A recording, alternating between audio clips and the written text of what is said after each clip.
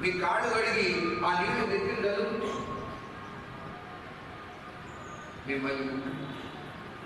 మిమ్మల్ని తాకితే స్పర్శ దర్శనం ఉన్నారే, మిమ్మల్ని తాకితే ఏ చెప్పనికి దానికి ప్రయోజనం ఇంత అంతా అని. అందువల్ల నాకు మోక్షం సిద్ధిస్తుంది అని అనడానికి సందేహం ఏముంది స్వామి? ఇప్పుడు మీరు వచ్చారు కనుక మాకు సందేహం లేదు, ఏమి ఆశ్చర్యం లేదు. చేత సత్కర్మ పరిపాకత బహూనాం జన్మనాం అంతే నృణాం మోక్షేచ్ఛ జాయతే. ఇతర జన్మలలో అనేకమైన పుణ్యకార్యాలు చేయగా చేయగా చేయగా చేయగా ఒకానొక జన్మలో ముక్తి పొందాలి అన్న కోరిక కలుగుతుంది, మోక్షేచ్ఛ పుడుతుంది. అప్పుడు సద్గురువును ఆశ్రయించ ఉత్తముడైనటువంటి గురువుని ఎంచుకొని ఆశ్రయించి శరణాగతి చేసి వారిని చిరకాలం సేవించడం వల్ల వేల లక్షలలో కోట్లలో ఏ ఒక్కడు కశ్చిత్ మాం వేసి తత్వత అంత కష్టపడి మోక్షం పొందటం అంటే. అందువలన మహానుభావ చాలా ఆశ్చర్యం. మీరు చూడండి, శ్రీశుకుడు ఏ గృహస్థు ఇంటికి వచ్చినా కూడా పాలు పితకడానికి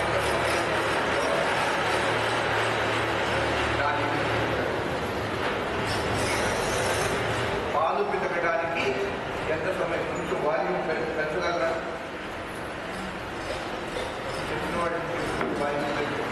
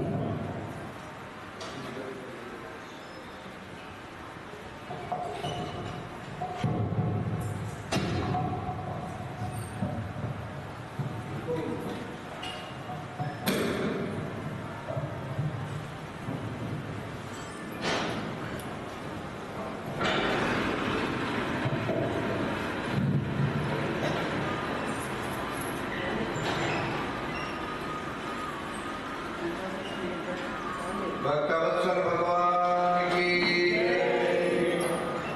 హర నమః పార్వతీపతయే.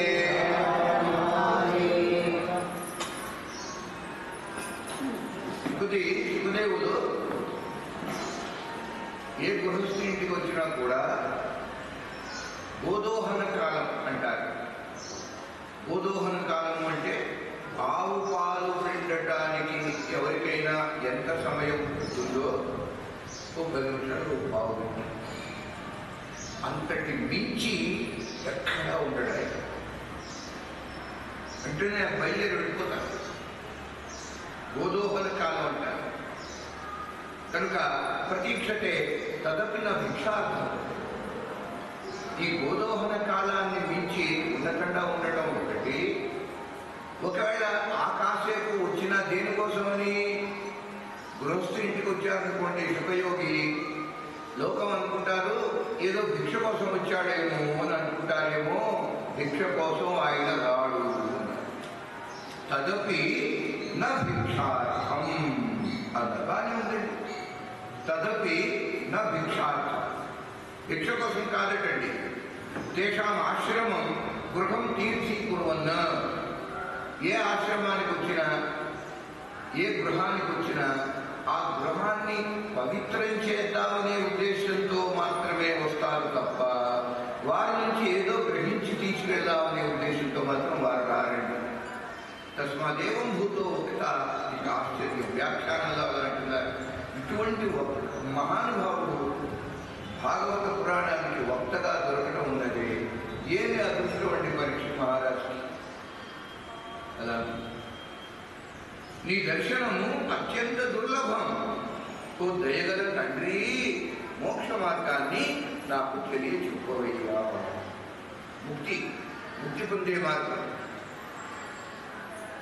గంగా అమ్మవారిని, గంగాదేవిని అక్కడ వచ్చి ఆశ్రయించి కూర్చున్నాడు ఈ మహానుభావుడు.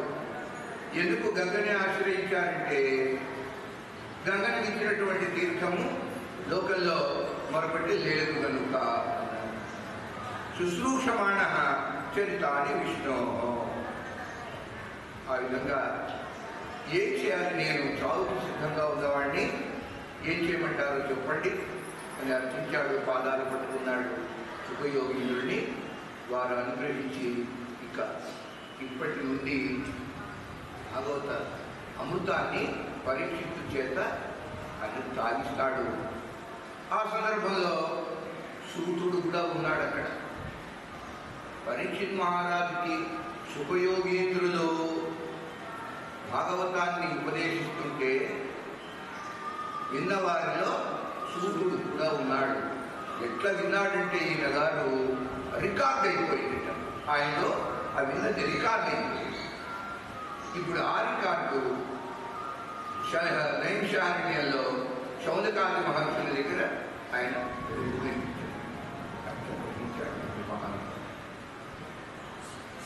భక్తవత్సల భగవానికి ఓం నమో భగవతే వాసుదేవాయ.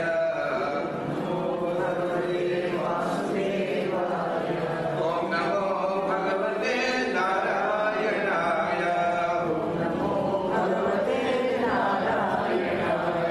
ఓం నమో భగవతే వాసుదేవాయ.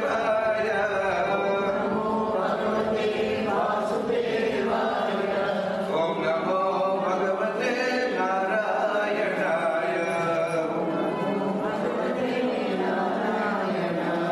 భక్తవత్సల భగవానికి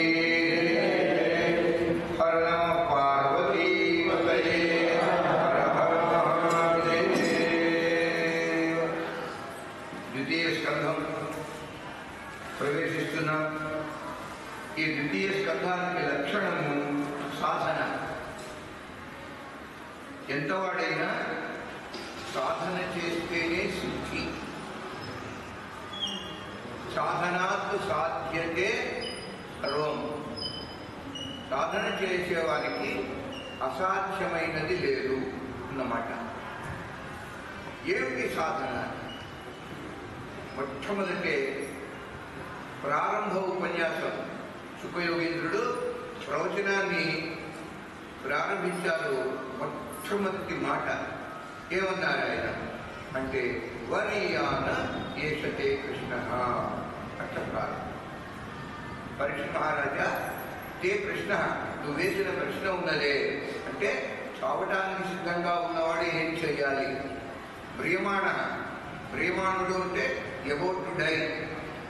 వాడి ఏమిటి డ్యూటీ? అది ప్రశ్న.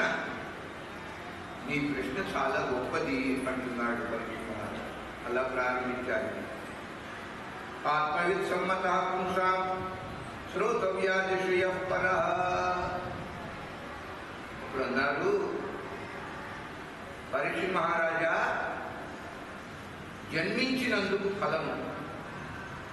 భూమి మీద ఎట్టివాడైనా జన్మించాడు అంటే ఆ జన్మకు ఫలం ఏమిటి? చక్కని సమాధానం చెప్తున్నారు సుఖయోగి. మరణకాలంలో భగవంతుని స్మరించటం, అది పుట్టినందుకు ఫలం. అది తప్ప ఏమీ లేదు.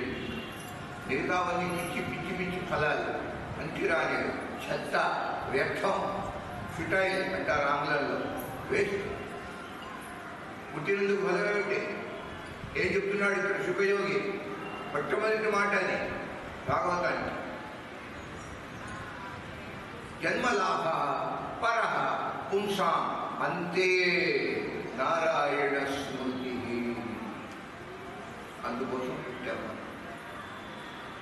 అంత్యకాలంలో ప్రాణ నిష్క్రమణ సమయంలో భగవత్ స్మరణపూర్వకంగా ఈ శరీరాన్ని విడిచిపెట్టారు. అది జన్మించినందుకు. జన్మలాభ అంతే నారాయణ స్మృతి. సంస్కృత భాగవతం పోతనామత్ర అనువాదం చూడండి. అంత్యకాలమందు హరిచింత చేయుండ పుట్టువులకు ఫలము భూవరుండ.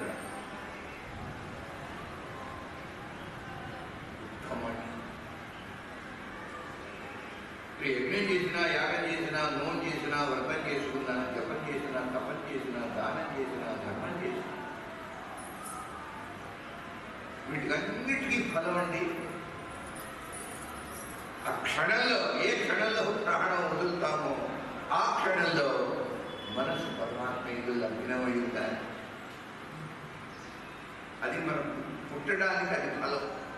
ఎందుకు ఆ మాట అంటున్నారు సుఖయోగీంద్రులు అంటే, అట్లా మరణ క్షణంలో నీ మనసు పరమాత్మ ఎందు కనుక లీనమై లగ్నమై ఉన్నట్లయితే నీకు జన్మ లేదు, ఇంకా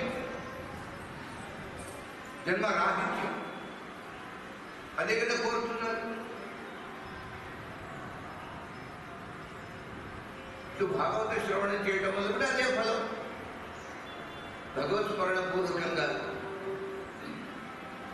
ముప్పున కాలకింకరులు ముంగిట వచ్చిన వేళ, రోగములు గొప్పరమైనచో కఫము పుట్టుక నిండిన వేళ, బాంధవులు తప్పిన వేళ నీ స్మరణ కలుగునో కలగదో.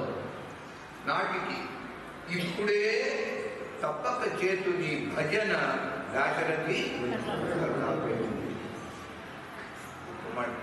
అది ఇక్కడ జోడించుకోవాలి. కాలకింకరులు అంటే యమగొట్టులు వచ్చేస్తారు. ఆ సమయానికి వాళ్ళ డ్యూటీ ప్రకారం వచ్చేస్తారు. ఇటువంటి కపం గొంతులో పట్టుకుంటుంది. అప్పుడు నీ స్మరణ చేయగలను చేయలేను, ఇప్పుడే చేస్తా అంటున్నాడు. గొప్ప మాట అండి, నిజమే. ఆ క్షణం ఎలా ఉంటుందో మనం ఏం చెప్పగలం? ఆ కుప్పమాలో ఉంటే చేసేదో ఉంది. కొమ్మ అంటే మనసు ఉండదు, మనసు పనిచేయదు, మనసు లేకపోతే స్మరణ లేదు. చేత స్వామివారు ఎంత కరుణ దయ చూడండి జీవుల మీద. ఆయన అంటాడు, ఒరే నీ అంత్యకాలము ఎలా ఉంటుందో నీకు తెలియదు కదా, ఇప్పటి నుంచే స్మరించు, అంత్యకాలం వరకు చేయి. అప్పుడు నువ్వు కోమాలోకి వెళ్ళావనుకో, నువ్వు అప్పుడు స్మరించలేవుగా. అప్పటిదాకా స్మరించావు కనుక ఆ తర్వాత క్షణం నుంచి నీ స్మరణ నేను చేస్తాను, నీకు మోక్షం ఇస్తాను. అంతకంటే ఏ దేవుడైనా ఏం చేయగలడు చెప్పండి?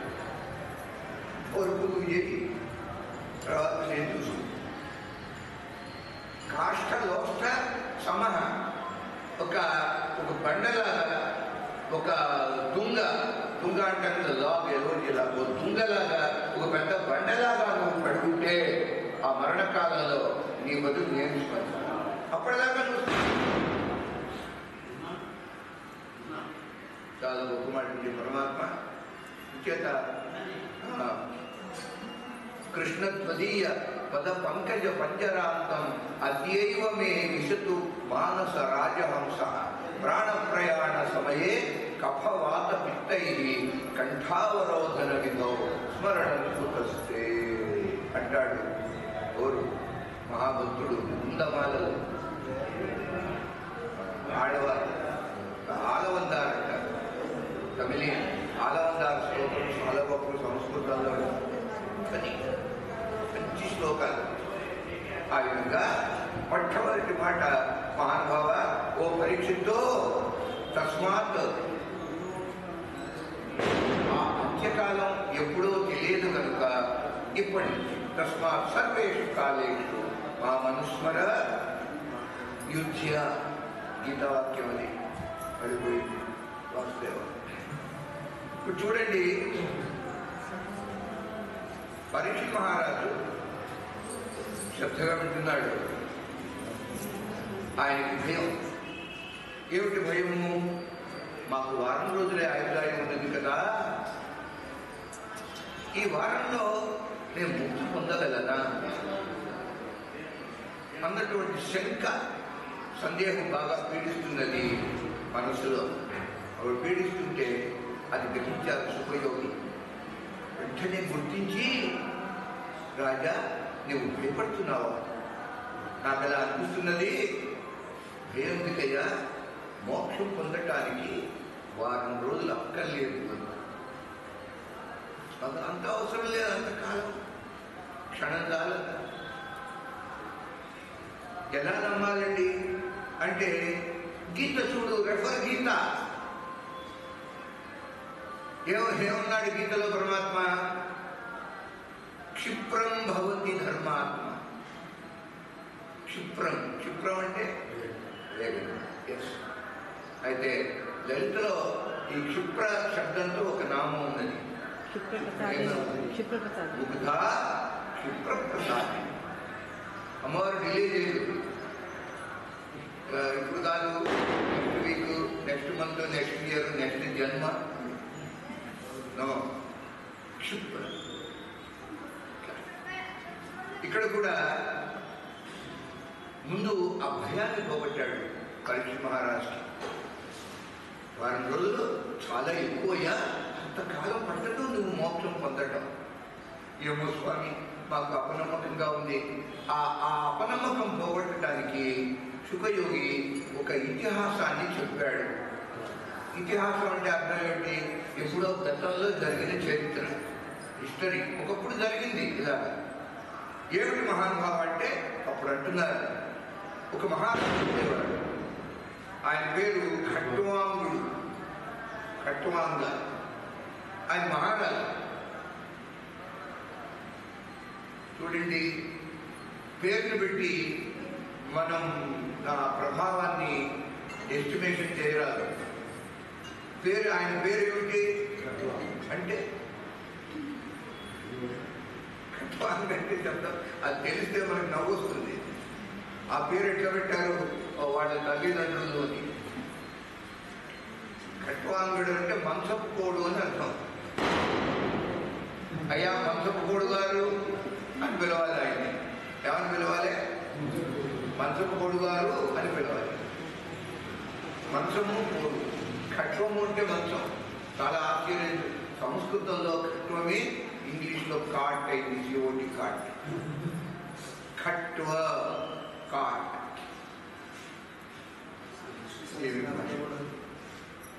అంగ అంటే ఒక భాగం. మంచానికి భాగం ఏమిటి? అయ్యా మంచపు కోడు గారు. కానీ ఏమి శక్తి, ఏమి సామర్థ్యం అండి! ఖట్వాంగ మహారాజు ఒక పర్యాయం అండి దేవతలు దిగుచ్చారు స్వర్గలోకంలో నుంచి. ఆశ్చర్యపోయాడు. అరే, మొత్తం అంత బెటాలియన్ అంతా దిగింది. ఏమిటి చెప్పండి, కంగారు పడ్డాడు ఆయన. మానవాబు కాళ్ళకు మొక్కి ఇంద్రుడు అన్నాడు, మీతో ఒక సహాయం కోసం మేము వచ్చాము. అయ్యా, మీరు దేవతలు, నేను మానవ మాత్రుని, నేను మీకు ఏం సహాయం చేయగలను? పాపం భ్రమపడి భ్రాంతితో వచ్చారు మీరు అంటే, కాదు బాబా, మీ శక్తి సామర్థ్యాలు మీకు తెలియకపోయినా మాకు తెలుసు. వీనో ఏం కావాలి మీకు? స్వర్గలోకం మీద రాక్షసులు విపరీతంగా వచ్చి పడుతున్నారు, దాడి చేస్తున్నారు. వాళ్ళని మేము జయించలేకపోతున్నాము, మా శక్తి చాలటం లేదు, మీరు వచ్చి మాకు సాయపడాలి. రాక్షస విజయంలో సాయం కావాలండి. ఎవరి సాయం? ఈ మంచంకోడు సహాయం. మాకైతే అంత శక్తి ఉన్నట్టు మాకు తెలియదు, మీరు అంటున్నారు కదా, అలాగే వస్తానన్నాడు. ఆ మహానుభావుడు స్వర్గలోకానికి వెళ్ళి దేవతలకి తరఫున పోరాడి రాక్షస సంహారాన్ని చిటికిలో చేసేశాడు. మానవ జన్మంత గొప్పదండి. దేవతలు కూడా సగౌరవంగా ఆహ్వానించి పిలుచుకెళ్ళినటువంటి సందర్భాలు. చేత మానవుడే మహనీయుడు, శక్తిపరుడు, యుక్తిపరుడు. మానవుడే మాననీయుడు, మానవుడే మహనీయుడు. మన శక్తి మనకు తెలియదు. పరమాత్మ మనస్సుకి ఎంత శక్తి ఇచ్చాడో అందులో 1% 2% మనం యూటిలైజ్ చేస్తున్నాంట. మిగతా 98 వ్యర్థమైపోతుంది. ఎందుకని? బహిర్ముఖత్వం వల్ల. ఈ ఎక్స్ట్రోవర్ట్ నేచర్, మనకి ఇంట్రోవర్ట్ నేచర్ లేదుగా. అంతర్ముఖ అని ఆ చదవటమే తప్ప అంతర్ముఖత్వం ఎక్కడుంది? దానివల్ల శక్తి స్టోర్ అవుతుంది. ఆ విధంగా ఈయన గారు స్వర్గలోకానికి వెళ్ళి రాక్షస సంహారం అంటే కూడా తెలుసుకోవాలి. ఎవరి రాక్షసుడు? భయంకరంగా వేషాలు ఆ దసరాల్లో వేసి చూపిస్తారు, పురాణాల్లో కూడా భయంకరంగా అట్లాగా వర్ణిస్తారు. అది కాదండి. శంకరులు అన్నారు భాష్యంలో, కామక్రోధాలే రాక్షసులు రాదు. ఇది అంతరా ఇన్నర్ మీనింగ్. వారిక్కడ ఆ 6 షడ్రిపులు అంటారు కదా, 6 శత్రువులు, రిపోండి శత్రువులు: కామ, క్రోధ, లోభ, మోహ, మదమాత్సర్యం. ఈ 6 అనేక ఇంకా ఇతర రూపాలలో అందరూ ఎక్కడ బయట లేరండి, మొత్తం అంతా ఇక్కడే ఉన్నారు. ఇప్పుడు దొంగలు ఎక్కడి నుంచి వస్తారంటే, ఎక్కడ జనం ఉంటే ఆ జనంలోనే ఉంటారు. మనలోనే ఉన్నారు ఈ కామక్రోధాలు. లోకములన్నీయం గడియలోన జయించిన వాడు, ఇంద్రియానీకము చిత్తమును గెలవనేరవు, నిన్ను నిబద్ధు చేయు నీ భీకర శత్రులు 6 ప్రభిన్నుల చేసిన ప్రాణికోటిలో నీకు విరోధి లేడొకడు, నేర్పున చూడుము గానవేశ్వర. ఎక్కడ విన్నట్టుగా అనిపిస్తుందా? సంతోషం. ప్రహ్లాదుడు తండ్రితో అన్న మాట నిర్భయంగా, ఈ లోకం జయించా, ఆ లోకం జయించా, మీరు ఏదో డబ్బా కొట్టుకుంటున్నారు నాన్నగారు. మీ మనస్సును జయించారా? 6 శత్రువులని జయించారా? అది లేదు ఈ హిరణ్య వీరుడికి. ఎంతసేపటికి బహిర్ముఖత్వం. ఇవి లోపల ఉంటాయి, వాటికే మీరు లొంగిపోయి ఉన్నారు. నిర్భయంగా చెప్పాడు. అందువలన అంట, లోకాన దొంగలు వేరేరయ్యా, దూరాన ఎక్కడి నుంచో రారయ్యా. దూరంగా ఉంటారండి. దొంగ దొరకంటే ఇంకా ఎక్కువగా కనిపిస్తాడు లోకానికి. ఊహించగలమా వీడు దొంగని? అలా ఉంటారు. అలాగే కామక్రోధాలు మన మనసులో అలా ఉన్నాయి. అవి సంహరించి ఈ ఖట్వాంగుడు దేవతలు అన్నారు, మహానుభావ, మీరు చేసిన ఉపకారం మేము జన్మలో మర్చిపోం, కానీ ప్రత్యుపకారం మేము ఏం చేయగలం? మోక్షం మీరు కోరితే మీరు ఇవ్వలేదు, మాకే లేదు కనుక ముక్తి కాకుండా ఇంకేదైనా కోరుకోండి, కృతజ్ఞతగా మేము ఏమైనా ఇచ్చుకుంటాము. మనసులో అనుకున్నాడు ఈ పెద్ద మనిషి, ఈ ఖట్వాంగుడు రాక్షస సంహారం చేయడానికి చేతకాక నన్ను సహాయంగా తీసుకెళ్ళిన వాళ్ళు నాకేమిస్తారు? కదండి. అలా మనసులో అనుకుని ఏమక్కర్లేదు, మాకు ఎంత ఆయుర్దాయం ఉందో చెప్పండి అని అడిగారు. మాకు లైఫ్ అంటుంది. వారు వెంటనే దిగ్భ్రాంతి చెంది ఇలా అడిగినందుకు ఊహించలేదండి ఇటువంటి ప్రశ్న వస్తుంది అని. ఎప్పుడు పోయారు? నీళ్లు నమ్ముతుంది. తెలుసు వాళ్ళకి ఎంత ఆయుర్దాయం, దేవతలు కదా, ఎంత ఆయుర్దాయం ఉందో తెలుసు. చెప్పడానికి చంపుతున్నారు.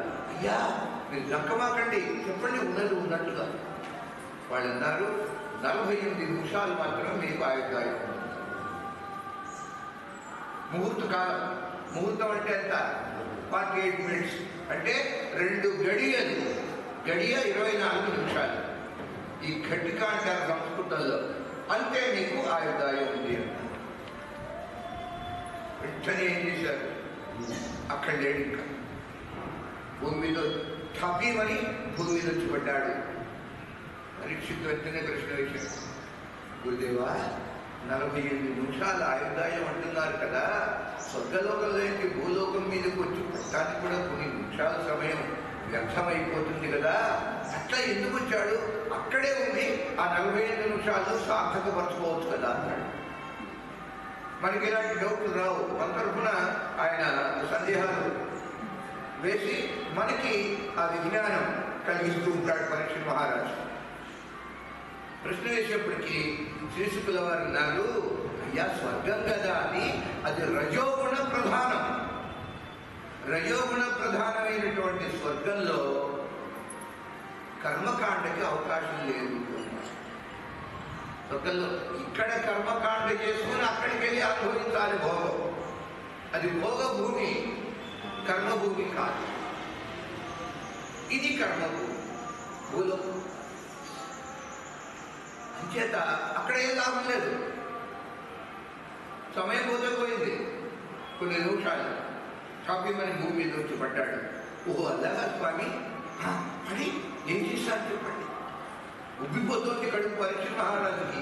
45 నిమిషాల్లో 8 నిమిషాలు అయిపోయింది. ఓన్లీ 40 నిమిషాలు. ఏం చేస్తాడు ఆ 40 నిమిషాల్లో? సత్యానవర్తం చేయాలన్నా 3 గంటలు పడుతుంది కదా, సమయం లేదు. మరి ఇలా కూర్చున్నట్ట మానసికంగా మొత్తం వదిలేశాడు.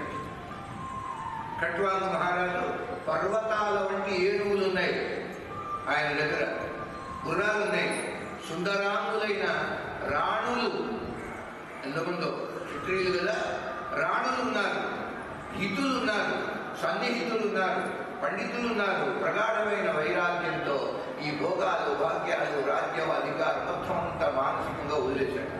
ఇదే దీనాది కాదు. నమః నమః నమః నమః అంటూ కూర్చుంటే ఆ నమః నమః ఏమైంది? నమమ నమమ అయిపోయింది. నమమ అంటే ఆ భావం కలిగింది కట్వాంగునికి. వైరాగ్యంతో క్షణంలో వదిలేశాడు. ఖట్వాంగో నామ రాజర్షి జ్ఞాత్వేయంతా ఇహ ఆయుషః ముహూర్తాత్ సర్వం ఉత్సృజ్య గతవాన్ అభయం. ముహూర్త కాలంలో సర్వం మొత్తాన్ని ఉత్సృజ్య వదిలేసి అభయాన్ని పొందాడట. ఎవరు అభయం? శ్రీ మహర్షి. వారి ఒక్కరిలో తప్ప ఎక్కడా ఇంకా అభయం లేదు. ప్రపంచం అంతా భయం, ఒక పరమాత్మ మాత్రమే అలా పొందారు. అయితే గురుదేవ అభయాన్ని పొందారని మాత్రమే చెప్పారు. ఆ కాస్త సమయంలో ఆయన ఏం చేసి అభయం పొందాడో మీరు చెప్పలేదు కదా, అది కూడా చెప్పండి. ఏం చేస్తాడయ్యా? అలా కూర్చుని త్రికరణాలతోటి గోవింద గోవింద గోవింద గోవింద గోవింద గోవింద గోవింద గోవింద గోవింద గోవింద అంటూ కూర్చున్నాడు. అంతే, దేహం పడిపోయింది, మనస్సు పరమాత్మలో లగ్నమైంది, ముక్తి. మనం కూడా గోవింద నామ కీర్తన గావించి భయం బుద్ధకి ఖట్వాంగ దరిద్రీ విభుడు సూరగొనియను కైవల్యము తొల్లి రెండు.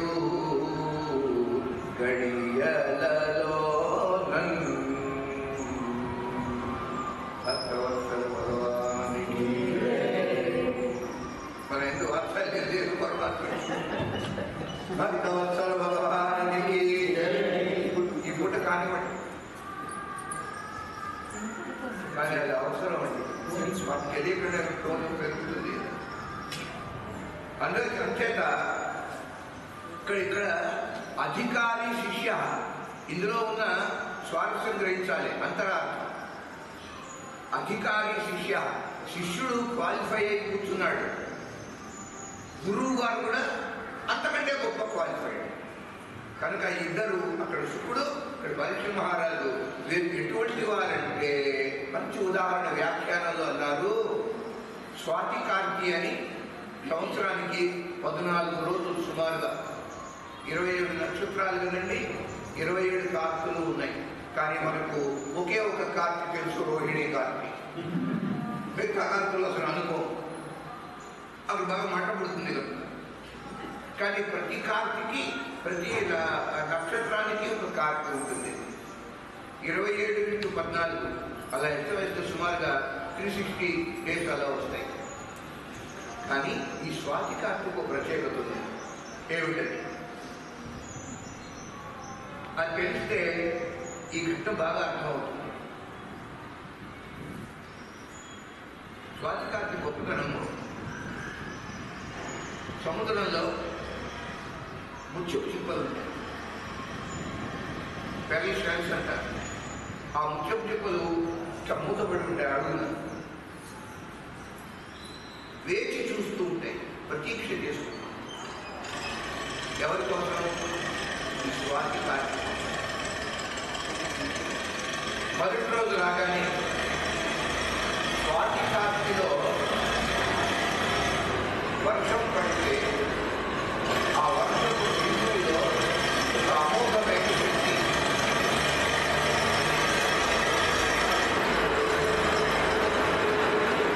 వర్షపు బిందువులో ఏమిటా శక్తి? ఈ ముఖ్య చుక్కలనే అడుగున్నారు. అవి వెంటనే పైకి వచ్చేస్తాయి. ఆ నీడ మీద వచ్చి ఇట్లా మూతపడి ఉన్నటువంటి తేలుతూ ఉంటాయి సముద్ర జలం మీద. అలా తేలుతూ ఉన్నటువంటి ఆ ముఖపు చిప్పలలో స్వాతి జలం ఒక్క బిందువు, స్వాతి బిందువు, అదే స్వాతి ముఖ్యమైన సినిమా. ఆ స్వాతి బిందువు ఈ ముఖ్యపు చిప్పలో పడగానే ఓన్లీ 1 డ్రాప్ ఆ చిప్పం ఇట్లా పడిపోయి అడుగుతాడు. కొద్ది కాలం తర్వాత ముత్యం తయారవుతుంది. ఈ స్వాతి బిందువు, జల బిందువు ముత్యం అవుతున్నది. ఇది కల్పన కాదండి, జస్ట్ సహజం ముత్యాలు ఇవి. డైవర్స్ అని ఉంటారు, డైవ్ చేసేవాళ్ళు సముద్ర జలాల్లో. డైవింగ్ చేస్తూ ఒక ఆక్సిజన్ సిలిండర్ పెట్టుకుని ఈ ముత్యపు చిప్పల్ని తెచ్చి బ్రేక్ చేస్తే అలా ఏర్పడుతుంది అది స్వాతి బిందువు. ఆ విధంగా సత్సంగ ఫలం అంటారు దాన్ని. ఆ నీటి బిందువు ముత్యపు చిప్పని కొంతకాలం ఆశ్రయించినటువంటి ఆ అదృష్టం వల్ల ఆ నీటి బిందువు ఏమైంది? అది సత్సంగం. ఇప్పుడు సత్సంగం అంత గొప్పది. ఇప్పుడు 3 రకాలైనటువంటి రిజల్ట్ ఫలాలు చెప్తున్నది నీతి శాస్త్రం ఉంటుంది. నీరము తప్తలోహమున నిలిచి అనామకమైన శిశు, ఆ నీరమే ముత్యమట్లు నళినీదళ సముస్థితమై ననర్చు, ఆ నీరమే ముత్యము. ఈ విధంగా 3 దశలు చూపించారండి. ఒకటి అదే స్వాతి బిందువు, జల బిందువు కాలే ఉన్నటువంటి పెన మీద పడితే అవుతుంది, వెంటనే చురుకున ఆవిరి. తప్తలోహం, తప్పించినటువంటి లోహం మీద పడితే అది దర్శించిపోతుంది. ఆ జల బిందువే తామరాకు మీద కనుక పడ్డట్టయితే ముత్యములాగా కనిపిస్తుంది. అంటే ముఖ్యం కాదు. అది చుక్తిలో పడి ఈ ముత్యం చిప్పలో పడితే మళ్ళీ సాక్షాత్తు ముఖ్యమైపోతుంది. చూడండి, మూడు రకాలైనటువంటి సంఘములు ఇవి. సాంగత్యంలో పడితే నామరూపాలు లేకుండా పోతాం, మంచి సాంగత్యంలో పడితే ముఖ్యమైపోతుంది. అది నీతి శాస్త్రం అంత గొప్పగా చెప్తున్నది. కనుక ఖట్వాంగో నామరాజశ్రీ అధిక. ఇప్పుడు ఈ ఉదాహరణ ఎందుకు చెప్పుకుంటాము? స్వాతి బిందువు సుఖయోగేంద్రుని యొక్క ఉపదేశం. పరీక్షిత్ మహారాజు ముత్యం, ఆ ముత్యం తిప్పులో ఈ బిందువు వచ్చి పడ్డది, ముత్యమైపోయింది. భక్తవత్సల భగవానికి కనుక శుకుల వారు అన్నారు, రాజా నీవు ధారణ చేయవాలి. ధారణ, ఈ ధారణ అనేది అష్టాంగ యోగంలో ఒకటి, చివరికి వస్తుంది. యమ నియమ ఆసన ప్రాణాయామ ప్రత్యాహార ధ్యాన ధారణ ధ్యాన సమాధి, 8 అంగాలు. అందులో ధారణ కూడా ఒకటి. ధారణ చేయాలి నువ్వు అని అన్నాడు యోగి పరీక్షితుతో. మహానుభావ, అంటే నాకు తెలియదు స్వామి, ధారణ అంటే ఏమిటి చెప్పండి అని అడిగాడు. సో భగవంతుని హృదయంలో ధారణ చేయడం, ధరించటం, మరుపు లేకుండా, విస్మరణ అనేది లేకుండా నీవు భగవంతుని ధ్యానం చేయవలే. అలా అన్నాను. ఎందుకని? విశ్వాన్ని విష్ణువుగా భావించు. విశ్వమును విష్ణువుగా, అదే విశ్వం విష్ణువు అన్నటువంటి 2 ప్రధానమైన ప్రారంభిక నామాలు. ఒల్లింటూ ఆ 2 నామాలు, 3వ నామం లేదు. విశ్వము, ఆయన విష్ణువు. ఆయన విష్ణువుగా ఉంటాడు, ఒకప్పుడు విశ్వంగా బయటకు, మళ్ళీ లోపలికి విష్ణువు, తాను ఒక్కడే ఉంటాడు. అలా చెప్తూ ఈ విశ్వాన్ని విరాట్ స్వరూపం పరమాత్మ, అలా నువ్వు భావన చేయి. చాలా గొప్ప ప్రసంగం అండి. ఇలాంటి ఈ వర్ణన, విరాట్ వర్ణన చేశాడు, పరీక్షిత్ మహారాజుకి వినిపించాడు సుఖయోగేంద్రుడు. కానీ ఇలాంటి వర్ణన ఏ ప్రపంచ భాషలో ఎక్కడ లేదు. ఒక సంస్కృత వాంగ్మయం మన సనాతన ధర్మంలో తప్ప మీకు ఎక్కడా కనిపించదు. అయితే చాలా పొడవైన వర్ణన ఉన్నది. అలా కాకుండా సంగ్రహంగా ఒక శ్లోకం, దీనికి దీటైనటువంటి శ్లోకం, అది సంగ్రహింపబడినటువంటి విరాట్ స్వరూప వర్ణన.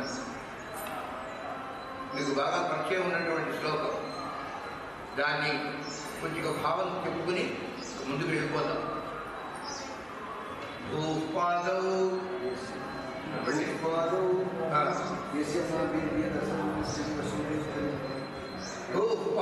యస్య నాభి వియదశు చంద్రసూర్యౌ చ నేత్రే కర్ణావాచాః శిరోద్యౌ ముఖమపి దహనః యస్య వాస్తోయముద్ధి వాసూయముద్ధి, అది కూడా ఉంది ఏదైనా ఉంటే. అంతఃస్థం యస్య విశ్వం సురనరకతో భోగి గంధర్వదైత్యై చిత్రం రమ్రమ్యతే తం విశ్వం నమామి. సరే, ఏమిటి దీనికి తాత్పర్యం? ఇదే విరాట్ వర్ణన సంగ్రహంగా తెలుసుకోవడం. భూపాదౌ యస్య నాభిః వియత్ అసుః అనిలః. ఏమిటి వీటి తాత్పర్యం? ప్రయత్నించాలి.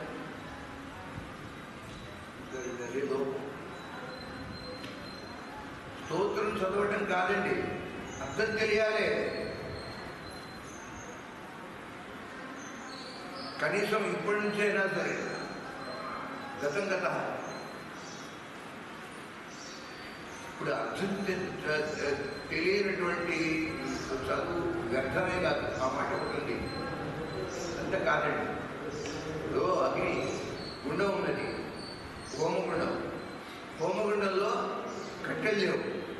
అంతా బూడిద. ఆ బూడిదలో హోమం చేసి ఏమవుతుంది అంటే అర్థం తెలియకపోతే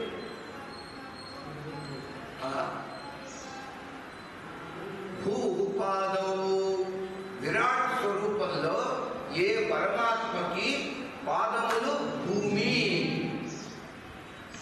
భూమియే పాదము. యస్య నాభిః వియత్, విరాట్ స్వరూపంలో వియత్ అంటే ఆకాశం, గగనమే వారికి నాభిగా ఉన్నది. పరమాత్మకి ఈ వియత్ ఉన్నదే స్పేస్ అంటారు కదా, అది పరమాత్మ నాభి. భూమి ఇది విరాట్ రూపం అంటే. భూపాదో యస్య నాభిః వియత్ అంతవరకు కాపాలి. అసు అనిల, గాలి ఉన్నదే అది పరమాత్మకి ప్రాణం. అసు అంటే ప్రాణం. అసువులు అంటే అసువులు బాధ్యాలు అంటారు కదా, అసు శబ్దానికి ప్రాణం అని అర్థం. అంటే ఏ పంచభూతాలలో ఏ గాలి అయితే ఉన్నదో అది మనకి ప్రాణంలో ఉంది. అందుకే 2 నిమిషాలు 4 ముక్కు మూస్తే పరమాత్మకి ప్రాణం. అసు అనిల, పరమాత్మ యొక్క ప్రాణంలోంచి గాలి వచ్చింది, ఆ గాలి మనకి ప్రాణం. చంద్ర సూర్యోచనే, సూర్య చంద్రులు ఇద్దరు భగవంతునికి నేత్రే అంటే బహువచనం, 2 కళ్ళు. సూర్య చంద్ర. కర్ణం ఆశా, అట్లా విడదీసుకోవాలి. విడదీసి తెలిస్తే ఇంకా మంచిది. కర్ణం ఆశాహ, ఆశాహ అంటే దిక్కులు. ఆశా అంటే ఏకవచనం, ఒక దిక్కు.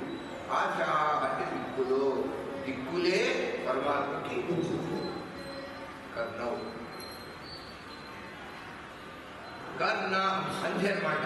కర్ణవు ఆశా సంధి చేస్తే కర్ణవాశ అవుతుంది. శిరః ద్యౌ, ద్యౌ అంటే ద్యులోకం, స్వర్గం. స్వర్గలోకము పరమాత్మకి శిరస్సులో ఉంది. శిరః ద్యౌ, ముఖమపి దహనః, పరమాత్మకి అగ్ని, అగ్నియే భగవంతునికి. అగ్నిముఖా వై దేవా అని మాట ఉన్నది. దేవతలు మనమిచ్చేటటువంటి హవిస్సు అది ఎట్లా గ్రహిస్తారు? అగ్ని ద్వారా గ్రహిస్తారు. అంచేత అన్ని నిప్పుల్లో వేస్తాం. అగ్నిలో ఆహుతి చేస్తే వారు గ్రహిస్తారు. అంచేత దేవతలకి ముఖం ఏమిటి? అగ్నియే వారికి ముఖం. అగ్నిముఖావై దేవ. ముఖమపి దహన, దహన అంటే అగ్నిహోత్రము, ఆ అగ్నియే పరమాత్మకు. యస్య వాసః అయం అబ్ధిః, అయం అంటే ఈ, అబ్ధిః అంటే సముద్రం. మన కంటికి సముద్రం కనబడుతుంది కదా వెళ్ళి చూస్తే, ఆ ఏ సముద్రం అయితే ఉన్నదో అది ఈయన గారికి వాసః, నివాస స్థానం. అదే క్షీరసాగరం. పరమాత్మ ఎక్కడుంటారని క్షీరసాగరంలో మనకి చెబుతున్నారు మహర్షులు. ఇది కూడా పరమార్థమే. ఏమిటంటే క్షీరసాగరం, క్షీరము సత్వగుణానికి ప్రతీక. క్షీరం అంటే సత్వగుణం. పాలు ఎలా ఉంటాయి? తెలుగుగా ఉంటాయి, రుచిగా ఉంటాయి. అందులో సారం ఉంటుంది, నవనీత, మధురంగా ఉంటాయి. కింద మనలో ఉన్న సత్వగుణమే క్షీరం. ఆ క్షీరంలో, క్షీరసాగరంలో పరమాత్మ ఉంటాడు అంటే మనలో ఉన్న సత్వగుణంలో భగవంతుడు. శుద్ధ సత్వం అని పేరు. శుద్ధ సత్వం అంటే రజోగుణము తమోగుణము లేని సత్వం. త్రిగుణాలంటే సత్వంలో కూడా ఆ కాస్త రజస్సు తమస్సు కలిసి ఉంటుంది. రజస్తమో హీనమైన కేవల శుద్ధం, ప్యూర్ శుద్ధం. అది పరమాత్మ యొక్క వాసస్థానం. దాన్ని కథ కట్టి ఎక్కడ ఉంటాడు విష్ణువు అంటే క్షీరసాగరంలో. క్షీరసాగరం ఎక్కడ ఎవరన్నా చూశారండి? మన కంటికి కనిపించేది క్షారసాగరం తప్ప క్షీరసాగరం కాదు. ఏ సాగరం? క్షార అంటే ఉప్పు, అక్కడి నుంచి ఉప్పు వస్తుంది. చూసారు క్షీరసాగరం. ఇవన్నీ కూడా కల్పనలో, అంటే పరమార్థం తెలుసుకోవాలందుకే.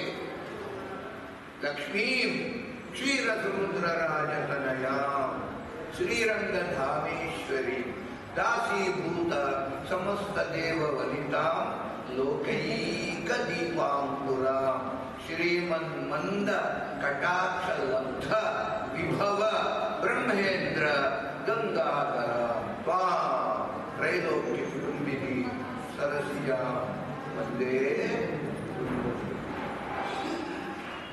చదువుతుంటే శ్లోకము ఆ దృశ్యం కనిపించాలి కంటికి. అది సజీవ భక్తి. ఇప్పుడు ఈ శబ్దము ఎప్పుడు దృశ్యం అవుతుంది? శబ్దం దృశ్యం కావాలి. ఎప్పుడైతుంది? శబ్దానికి అర్థం తెలుస్తుంది. లేకపోతే అంత అదృశ్యమే. అదృశ్యాదృశ్యరహిత విజ్ఞాత్రి వేద్యవర్జిత అలా అయిపోతుందంటే. లోకానికి ప్రతి అక్షరం అర్థం తెలియాలి. క్షీర సముద్ర రాజ తనయ అమ్మవారు. తనయ అంటే కుమార్తె, తనయుడు కొడుకు. తనయా అంటే పుత్రిక, కుమార్తె. క్షీర సముద్ర ఆయన గారు మహారాజు లాంటి వాడు.